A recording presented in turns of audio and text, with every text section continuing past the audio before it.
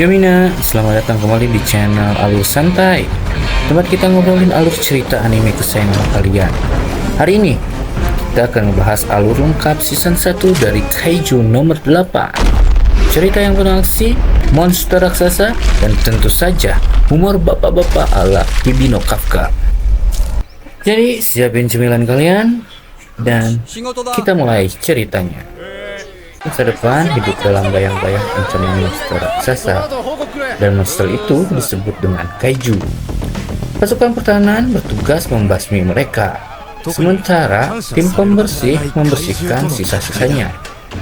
Disinilah kita kenalan sama Hibino Kafka, seorang pria 32 tahun yang dulu bermimpi jadi anggota pasukan pertahanan bersama Mina Asahiro, temannya sekecilnya. Tapi kenyataan berkata lain. Kafka gagal tes berkali-kali dan akhirnya kerja jadi pembersih bangkai kaiju. Hai Creative Watcher, tim pembersih beririsan anggota baru. Reno Ichikawa, pemuda 18 tahun yang masih penuh idealisme. Reno tidak ragu mengatakan bahwa pekerjaannya sekarang hanyalah batu loncatan untuk bergabung dengan pasukan pertahanan. Kafka, meski sinis, merasa sedikit iri dengan semangat anak itu. Tugas hari itu berjalan normal, sampai sebuah kejadian mengerikan terjadi. Di tengah proses pembongkaran tubuh kaiju, seekor Yoju, kaiju kecil yang biasanya tersembunyi di tubuh induknya, tiba-tiba keluar dan mengamuk. Yoju itu melompat ke arah Reno. Kafka refleks mendorongnya, tapi justru ia yang terjebak. Gigi tajam Yoju hampir menembus helmnya. Dengan usaha putus asa, Reno berhasil mengalihkan perhatian Yoju, memberi Kafka waktu untuk menendangnya keluar. Setelah pertarungan singkat, Yoju itu berhasil dilumpuhkan. Tapi, kejadian ini meninggalkan bekas di hati Kafka. Malamnya, Kafka termenung. Ia ingat kembali janjinya pada Mina. Kalau aku nggak berhenti mencoba, mungkin aku bisa berdiri di sisinya sekarang, gumamnya. Namun ia tahu, usia batas masuk pasukan pertahanan adalah 32 tahun, dan hari-harinya sudah habis. Keesokan harinya, sebuah pengumuman mengejutkan.